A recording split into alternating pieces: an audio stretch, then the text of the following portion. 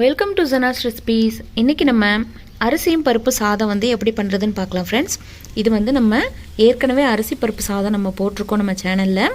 இது வந்து நம்ம கொஞ்சம் காய்கறியெல்லாம் யூஸ் பண்ணி குழந்தைங்களுக்கு கொடுக்குற மாதிரி ரொம்ப சத்தான முறையில் செஞ்சுருக்கோம். ரொம்ப ஈஸியான இந்த அரிசி பருப்பு சாதத்தை பார்க்குறதுக்கு முன்னாடி ஜனாஸ் ரெசிபியை மறக்காமல் சப்ஸ்கிரைப் பண்ணிக்கோங்க ஃப்ரெண்ட்ஸ். பக்கத்தில் இருக்க பெல் ஐக்கானை மறக்காமல் கிளிக் பண்ணிக்கோங்க ஃப்ரெண்ட்ஸ். இப்போ வாங்க ஃப்ரெண்ட்ஸ், வீடியோக்குள்ளே போகலாம். அரிசி பருப்பு காய்கறி சாதம் பண்ண போகிறோம். அதுக்கு வந்து ஒரு டம்ளருக்கு வந்து நான் அரிசி எடுத்து வச்சுருக்கேன். அரிசியை வந்து ஒரு பாத்திரத்தில் ஊற போட்டுக்கலாம் கழுவிட்டு. ஒரு டம்ளர் அரிசி எடுத்தால் 1/4 டம்ளர் வந்து துவரம் பருப்பு எடுத்துக்கோங்க. இப்போ இந்த பருப்பையும் அரிசி கூடவே சேர்த்துக்கலாம். இப்போ இதை நல்லா கழுவி எடுத்துகிட்டு வந்துடலாம்.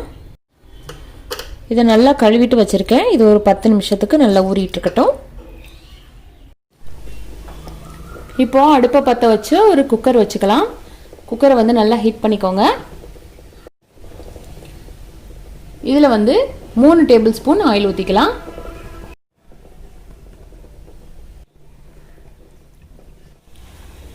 ஆயில் நல்லா காஞ்சதுக்கப்புறம் 1/2 டீஸ்பூன் வந்து கடுகு உளுத்தம்பருப்பு போட்டுக்கலாம். ஜீரகம் 1/2 டேபிள் ஸ்பூன், வெந்தயம் 1/4 டேபிள் ஸ்பூன்,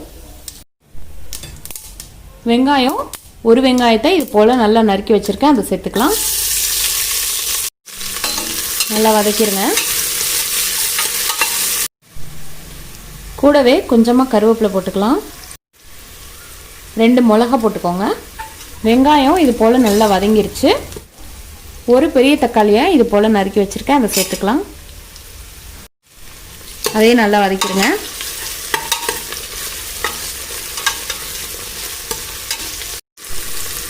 தக்காளி நல்லா வதங்கினதுக்கப்புறம் 1/2 டேபிள் ஸ்பூன் மஞ்சள் தூள் போட்டுக்கோங்க. 3/4 டேபிள் ஸ்பூன் மிளகாய் தூள் போட்டுக்கோங்க. 3/4 டேபிள் ஸ்பூன் மல்லித்தூள் போட்டுக்கலாம். இது எல்லாத்தையும் பச்சை வாசனை போகிற வரைக்கும் வதக்கிக்கோங்க.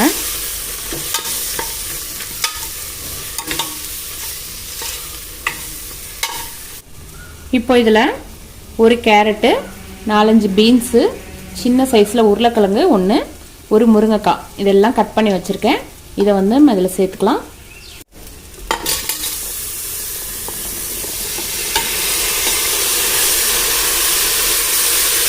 நல்லா வதக்கிடலாம்.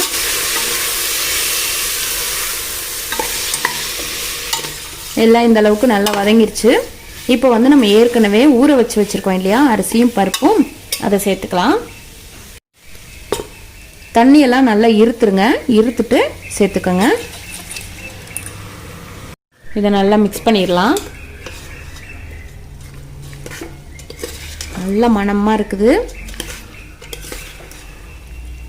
ரொம்ப சிம்பிளாக சட்டுன்னு வேலை முடிஞ்சிடும். அரிசியும் பருப்பும் சேர்த்து நம்மளுக்கு 1.5 டம்ளர் வந்துச்சு. அதனால் 3 டம்ளர் போல் தண்ணி ஊற்றிக்கலாம்.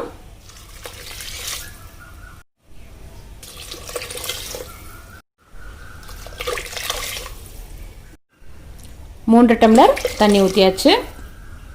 இன்னும் நம்ம இதுக்கு உப்பு போடலை. 1 டேபிள் ஸ்பூன் உப்பு போட்டுக்கலாம். இப்போ எல்லாத்தையும் நல்லா கலந்து விட்டுக்கோங்க. இது போல் நல்லா கலந்தாச்சு. உப்பு காரம் எல்லாமே கரெக்டாக இருக்குது. இதை வந்து மூடி போட்டு 3 விசில் வச்சுட்டு அப்படியே ஆஃப் பண்ணிக்கலாம். இப்போ அடுப்பை ஹையில் வச்சுட்டு 3 விசில் வச்சிடலாம். குக்கரில் மூடி போட்டுக்கலாம். விசில் போட்டேன். கரெக்டாக 3 விசில் வச்சுட்டு நம்ம ஆஃப் பண்ணி இறக்கிடலாம் ஃப்ரெண்ட்ஸ்.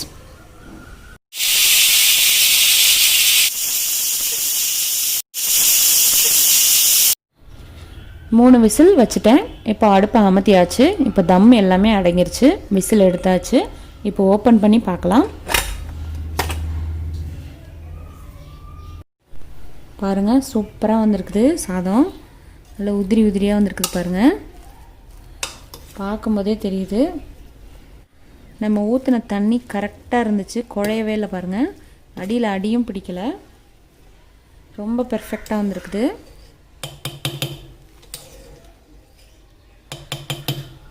சுவையான அரிசி பருப்பு சாதம் காய்கறி வச்சு நம்ம செஞ்சுருக்கோம்.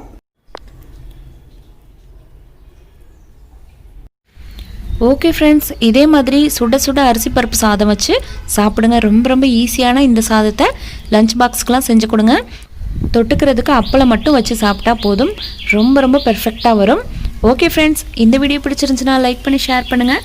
மறக்காமல் ஜனாஸ் ரெசிபியை சப்ஸ்கிரைப் பண்ணி வச்சுக்கோங்க ஃப்ரெண்ட்ஸ். தேங்க்யூ, தேங்க்ஸ் ஃபார் வாட்சிங்.